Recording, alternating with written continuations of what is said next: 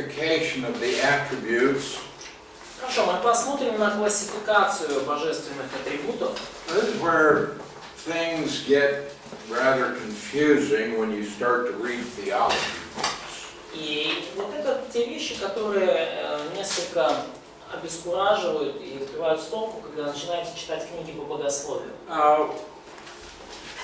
Most theologians will divide the attributes into two categories.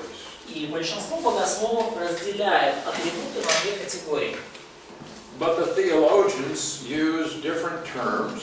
Но богословы используют разные термины. And sometimes even if they use the same term, they give a different definition. И иногда, когда они используют даже один и тот же термин, они ему дают разные определения. So sometimes this can get confusing.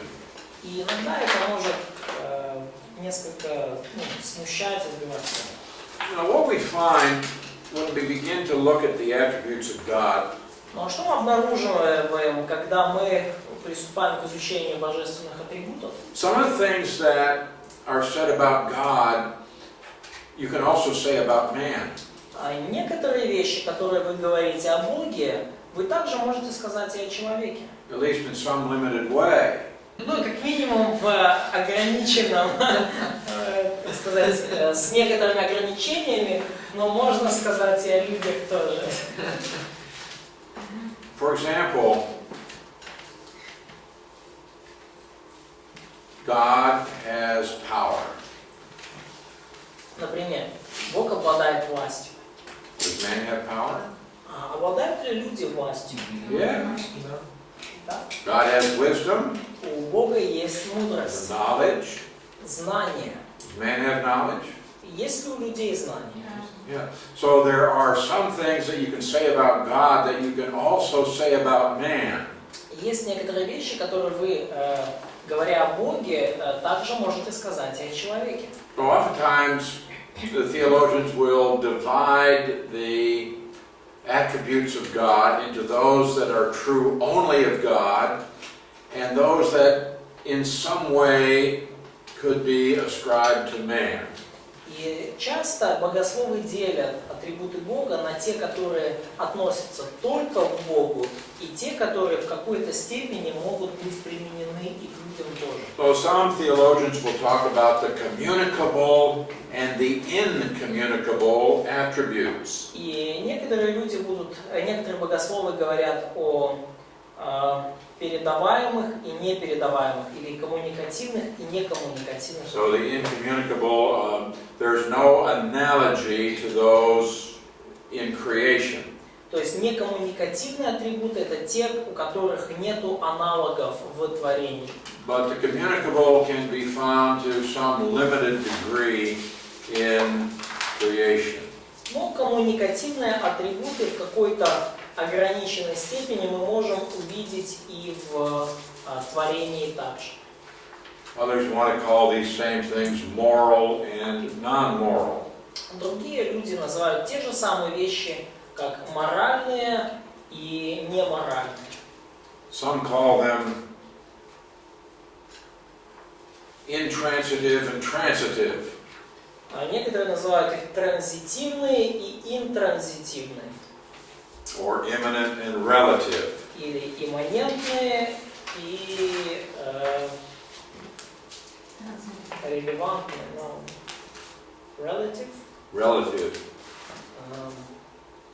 Or they could be absolute and relative. Ну или абсолютные и относительные. Absolute means God only in relationship to himself. Relative in relationship to others. Абсолютно это только те, которыми Бог обладает в отношении самого себя, а относительно те, которыми Он обладает, ну и также это может соотноситься с тем, что обладают другие творения. And there's some other theologians, they want to call them positive and negative. Некоторые богословы называют также эти качества Бога негативные, те, которые не передаются, и позитивные. Now by negative they mean free from limitations. Ну, негативно они подразумевают как свободные от ограничений. Where we deny something about God. То есть мы отрицаем нечто о Боге.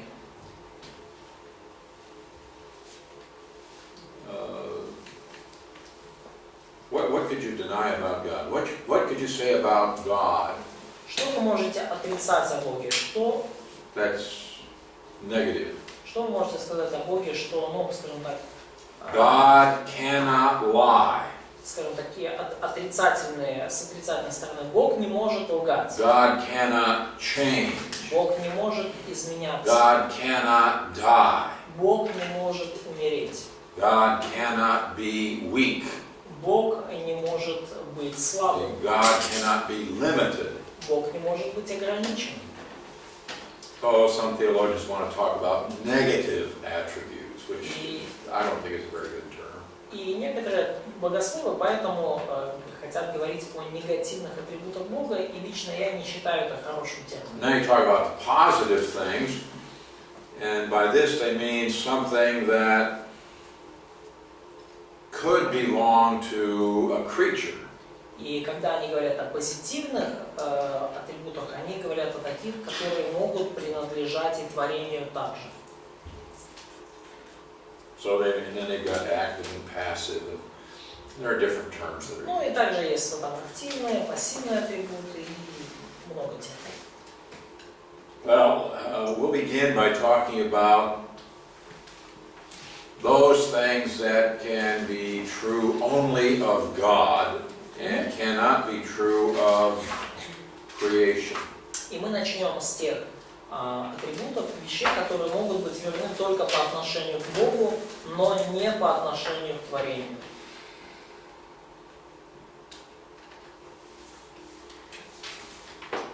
So these would be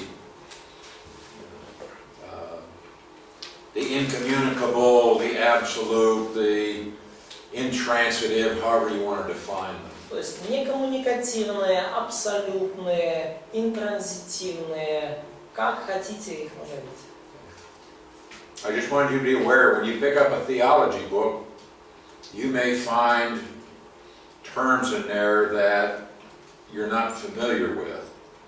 И я просто хочу, чтобы вы были готовы к тому, что вы откроете книгу по богословию и встретите там незнакомый термин. But usually what they're doing is trying to say there are some things true only for God, and there are other attributes that in some way there is an analogy in man.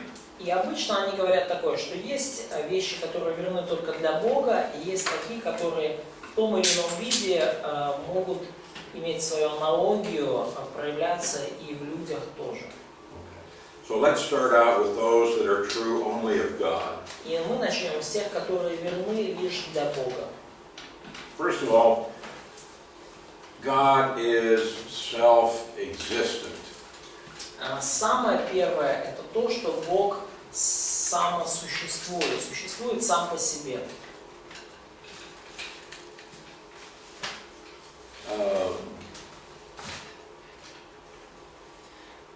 God is not dependent on anything outside of himself. Бог не зависит ни от чего, что находится вне Его. He is self-sufficient Он самодостаточен in his whole being. в своем существовании. God doesn't need anything. Богу ничего не нужно. Now, God doesn't need us to be a complete God. Богу не нужны мы, чтобы быть в полной мере Богом. Now, Islam has a problem with their concept of God. Ну, вот в исламе есть проблема с их взглядом на Бога, с их концепцией Бога. In that, because they have this concept of God, that He is one and without plurality. И поскольку в их концепции Бог один, то есть там нету множественности, then Allah by himself cannot love. и получается, что такой Бог одинешник Аллах, сам по себе не может любить. Why? Почему? There's no one to love. There's no object. Нету объекта. Is this a problem for our God? Это является ли это проблемой для нашего Бога? No, because there is eternally existing three persons who are God. Нет, потому что вечно существует три личности, и все они являются Богом. Therefore the Father can love the Son and the Spirit. Отец может любить Сына и Духа. The Son can love the Father and the Spirit. So Сын может любить Отца и Духа. but Allah must create creatures Но Аллаху пришлось, Он должен был создать какие-то творения in order to express love. просто для того, чтобы проявить любовь. Okay.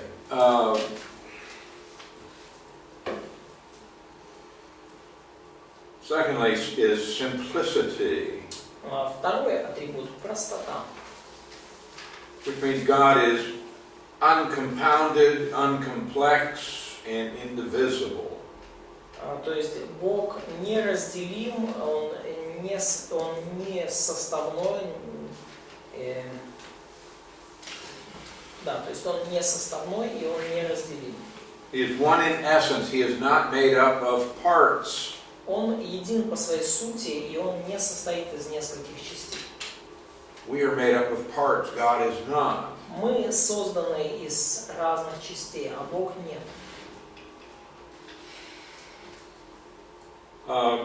God is invisible, Бог невидим, without material substance, Он нематериален, without physical parts, Он не имеет каких-то физических частей, and so he is free from all temporal limitations. и потому Он свободен от любых ограничений времени.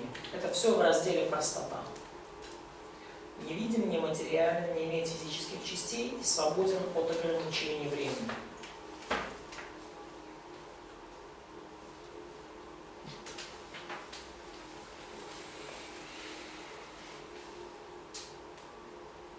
Now, to say that God is without material substance И говоря о том, что Бог нематериален, does not mean that he doesn't have some form.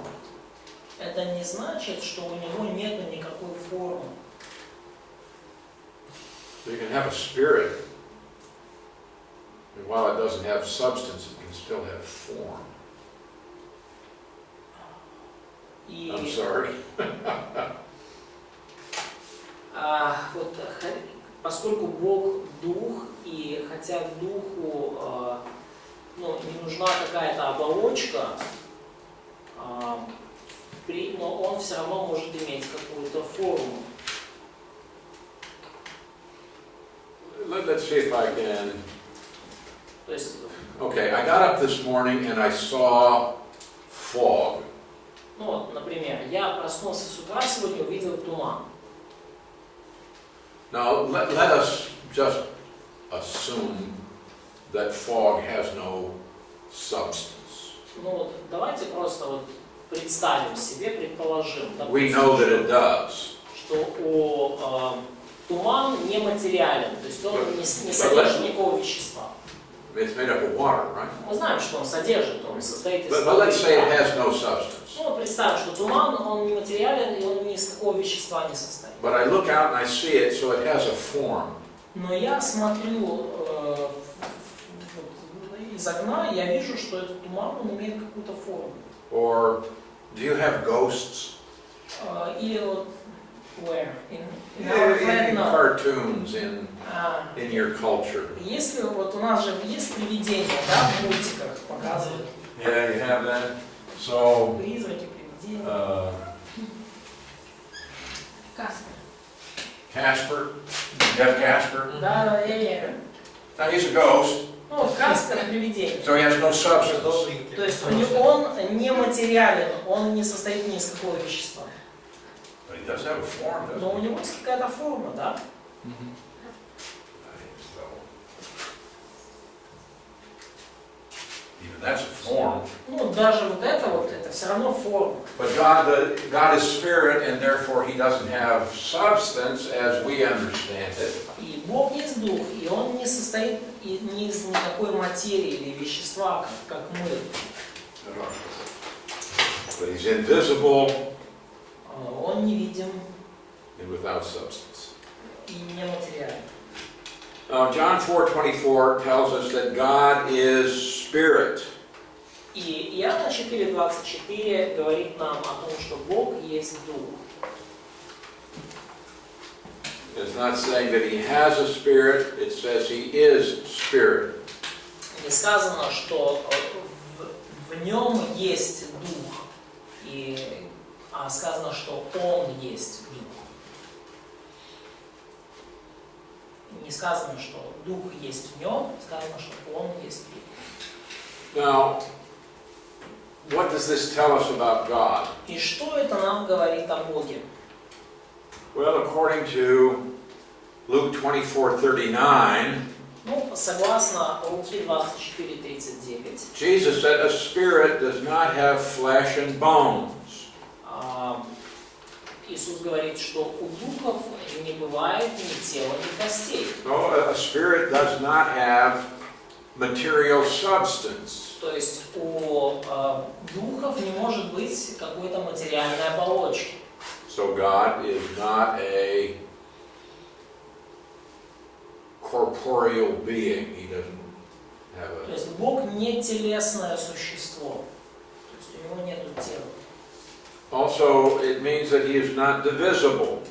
И второе, что это значит, да, то, что Бог есть дух, то, что Бог не может быть разделен на составляющие части. Also, the spirit is invisible, and God is said to be invisible.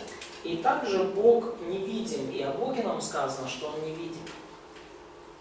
1 Timothy 1:17 1 Тимофею 1:17 says that God is invisible. говорит, что Бог невидим. Так пусть же вечному царю, я это раскрыляю сейчас, царю же веков, нетленному, невидимому, единому, премудрому Богу, честь, слава во веки веков. Or Colossians 1:15 says that Jesus is the image of the invisible God. Или Колоссянам 1:15 говорит, что Иисус есть образ Бога невидимого.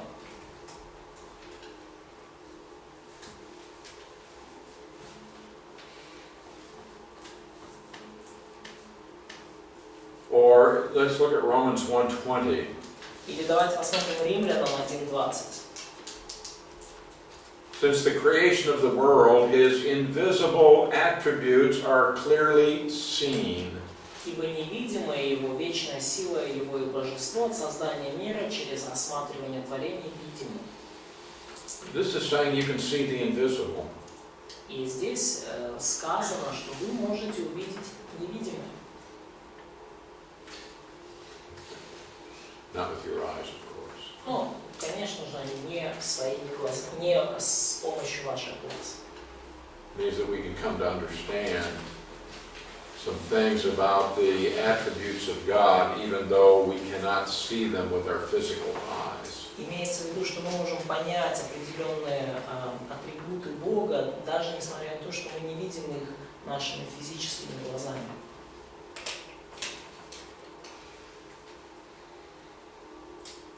So God is spirit. Итак, Бог есть Дух. So he has spiritual substance or reality. И Он, у него есть определенное, он существует в духовном измерении, и его существование, у него есть определенное духовное, как оболочка, субстанция. Now, Spirit God has personality. Но как дух он, да, то есть он имеет духовную сущность, и как дух, это было четвертое про духовную сущность, и пятое, как дух он имеет личность. What do we mean personality? Он является личностью. Что мы подразумеваем под личностью? Разум, воля, душа, чувства. Reason, will, feelings, soul, intellect, desires. These are the things that are necessary to have a person. И это все вещи, которые необходимо иметь всякой личности. So, God has intellect. Итак, у Бога есть разум, интеллект. God knows. То есть Бог знает. He knows all things, but He knows specific things. Он знает все, и Он знает даже вполне конкретные вещи. God has will. У Бога есть воля.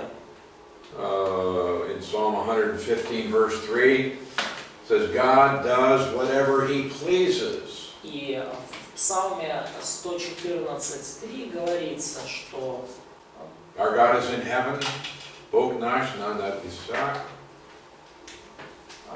творит все, что хочет. Try Psalm 113:11. Ага, да, 113:11. Бог наш на небесах творит все, что хочет.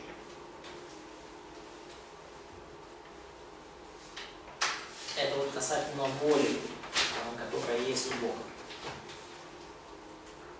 And God is a living being. И также Бог живое существо, Он живой Бог. Not some impersonal power. Он не просто какая-то безличная сила или энергия. We have numerous references to the living God. И у нас есть множество упоминаний в Библии, когда говорится о живом Боге. Many references where it talks about the living God. Много очень ссылок, да, которые говорят о живом Боге. Или Боге живом. Yeah, both in the Old Testament and in the New И Testament. это и в Ветхом, и в Новом Завете.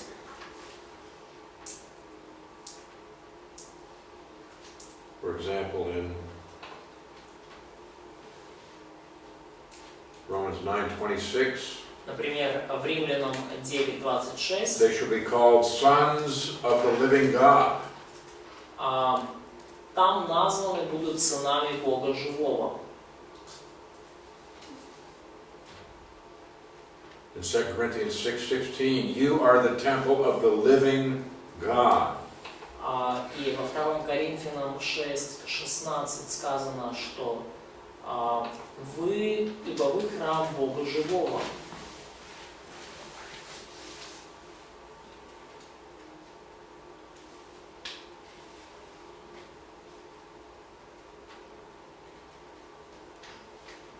And God is a moral being.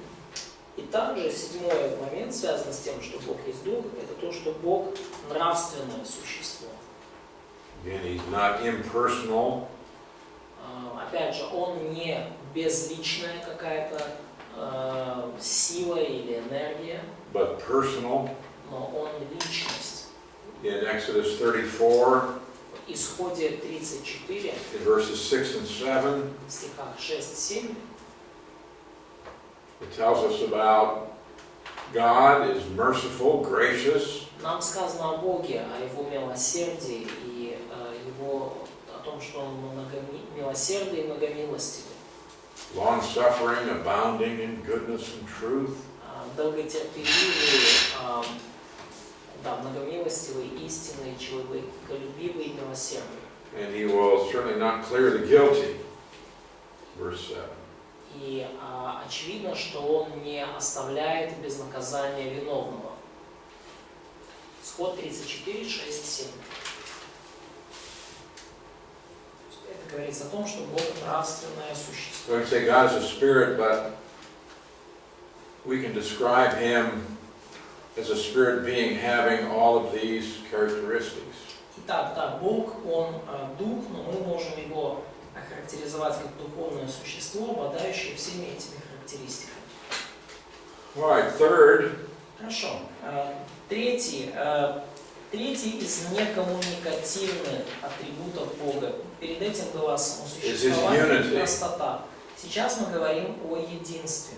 Третье – единство. God is one. Бог един. Numerically one. He is unique. Он, как численно один, то есть он уникальный. Now this does not violate the concept of the Trinity. И это совершенно не противоречит концепции Троицы. But rather, God is one in essence. То есть, но просто подчеркивается, что Бог един в своей сущности. Although he may be distinct in subsistence. Хотя может различаться в направлениях деятельности. So understand that while we believe in the Trinity, we believe that there is only one God. И очень важно понять, что хотя мы верим в Троицу, но мы верим в то, что есть только один Бог. So the Mormons may say that there are many gods. No. Мормоны могут сказать, что есть много богов. Нет. Or the Muslims may accuse you of believing in several gods. А мусульмане могут обвинить вас в том, что вы верите в нескольких богов. So they will tell you, well, there's a father God, a mother God, and a little baby God. Они скажут вам, что вы верите в папу Бога, маму Бога и еще маленького ребеночка Бога. Do we believe in three gods? Верим ли мы в трех богов? No. Нет. There is one God. Нет, есть только один Бог. Now we're going to spend quite a bit of time trying to see what the Bible has to say that will demonstrate the truth of the Trinity.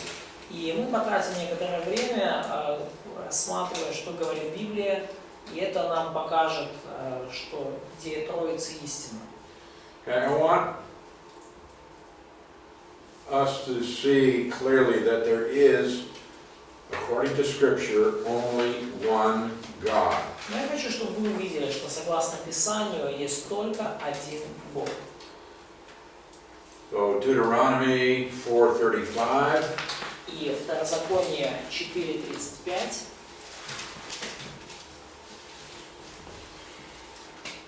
The Lord Himself is God, there is none other besides Him. Господь есть Бог, и нет еще кроме Его. Deuteronomy 6:4. Второзаконие 6:4. The Lord our God, the Lord is one. Господь Бог наш, Господь един есть.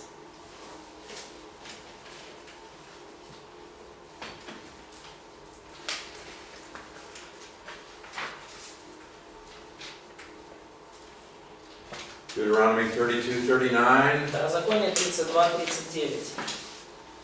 Now see that I, even I, am He, there is no God besides me.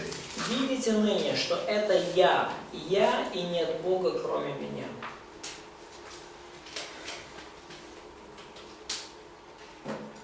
First Kings 8:60. Третье царство 8:60. The Lord is God, there is no other. Чтобы все народы познали, что Господь есть Бог и нет кроме Его.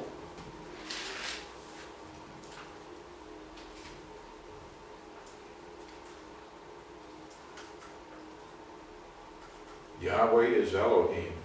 Да. Яхве есть Элохим. Isaiah 44 verse 6. Исайя 44:6.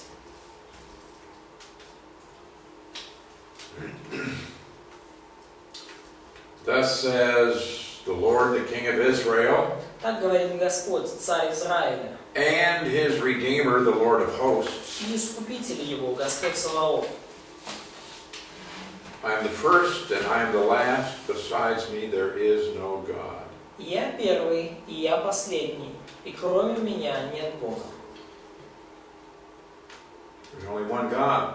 Есть только один Бог. We see this over and over again. И мы видим это снова и снова и снова. Isaiah 45:5. Исаии 45:5. I am the Lord, there is no other, there is no God besides me. Я Господь, и нет иного, нет Бога, кроме меня.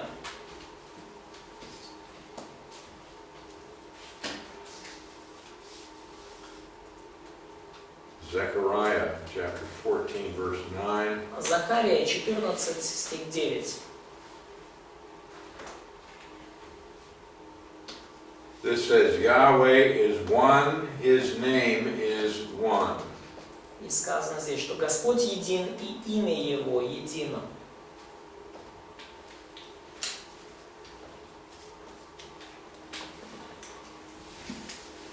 Now we find this also in the New Testament. И мы это также обнаруживаем в Новом Завете. There are some who say, well, the Trinity is a New Testament doctrine. Но некоторые говорят, Троица это новозаветная доктрина. Well, we'll see that it's found in the Old Testament as well. Но мы видим, что ее можно увидеть и в Ветхом Завете также. We should understand also the New Testament many times declares God is one. И также нам можно понять, что в Новом Завете многократно заявляется, декларируется, что Бог один. In John 5:44, Иоанна 5:44. Jesus said, "You do not seek the honor that comes from the only God." Иисус говорит, что вы не ищете славы, которая от единого Бога. And Jesus is saying there is the one and only God. Иисус говорит, что есть только один единственный Бог. In John 17:3, В Иоанна 17 главе 3 стихе. Jesus said that they may know you, the only true God.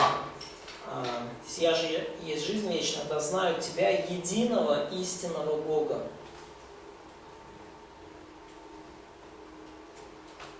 In 1 Corinthians 8:4, В 1 Коринфянам 8:4. Paul says there is no other God but one. Павел говорит, что нет иного Бога, кроме единого.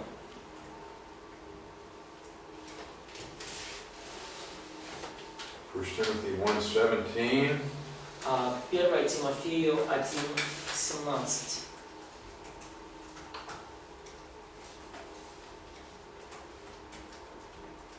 Now to the King, eternal, immortal, invisible, to God who alone is wise, be honor and glory forever and ever. Amen. Царю же веков, нетленному, невидимому, и единому премудрому Богу, честь и слава во веки веков. Аминь. In 1 Timothy 2:5, 1 Тимофею 2:5. there is one God. Итак, есть только один Бог. In 1 Timothy 6, В 1 Тимофея 6 главе, verses 15 and 16, в стихах 15-16, God is called the blessed and only potentate. Говорится о блаженный и единый сильный царь царствующий, Господь Господь. Yeah, there you to where you have that seal name, but it's Dunastes. Да, то есть мы здесь используется сильный, но там другой. But it says he's the only one. Но ладно, говорится, что он единый. Он единственный в своем роде. Монос. Yeah. And we need to have consciousness of the one that we are worshiping. нам нужно иметь, это необходимо знать для того, чтобы понимать, да, мы должны осознавать, кому мы поклоняемся. I think that oftentimes people go and worship and they don't even think about the God that they are worshiping. И я часто думаю, что вот люди приходят на поклонение, и они даже не думают при этом о Боге, которому они поклоняются. Jesus talked to the woman at the well and he said, "You don't know what you worship." Иисус говорит с женщиной у колодца и говорит, что вы не знаете, кому кланяетесь. Did they worship? Yes. Поклонялись ли они? Да, конечно. But they didn't have a real awareness of the one that they were worshiping. Но они на самом деле ничего не знали толком о том, кому они поклонялись. Okay, so we've got time for another. Okay, number 4. И вот, да, у нас есть еще время для одного атрибута, 4-й атрибут. Freedom. Свобода. Now this means God is independent of His creation. И это значит, что Бог не зависит от своего творения. He is at liberty to act or not to act. У него есть свобода делать что-либо или не делать. God isn't compelled to do anything. Бога невозможно заставить делать что бы то ни было. He does what He wants to do. Он делает то, что он хочет. So He is free as to His volition. И он свободен в своем волеизъявлении, по своей воле решать. Of course, we can talk about the negative and say God is not free to go contrary to His nature. И мы еще поговорим да, о его, о том, что мы называем негативными атрибутами. Мы скажем, что Бог не свободен поступать против своей природы. In other words, God can't do something bad. Иными словами, Бог не может сделать что-то дурное, что-то Can't even плохое. desire to do something Он bad. даже не может захотеть сделать что-то дурное и плохое. But He is free to do as He chooses. Но он свободен поступать так, как он считает нужным, так, как он решает. So the only restrictions on God's freedom are those of His own perfections. И единственными ограничениями свободы Бога является его собственное совершенство. So God is not bound to us. He doesn't need us. И Бог не привязан к нам, Он не нуждается в нас, But we need Him. но мы нуждаемся в Нем. We are not free to live without God's provision. Мы не свободны в том, чтобы жить без божественного обеспечения. Without God's providential care for us, we cannot exist. Без заботы Бога о нас мы не можем существовать. И без божественного обеспечения. We have a relationship with God because God took the initiative to establish it. И даже взаимоотношения с Богом у нас лишь по той причине, что Бог взял на себя инициативу и установил их. Okay, we're going to stop at this point. Мы остановимся на этом пункте.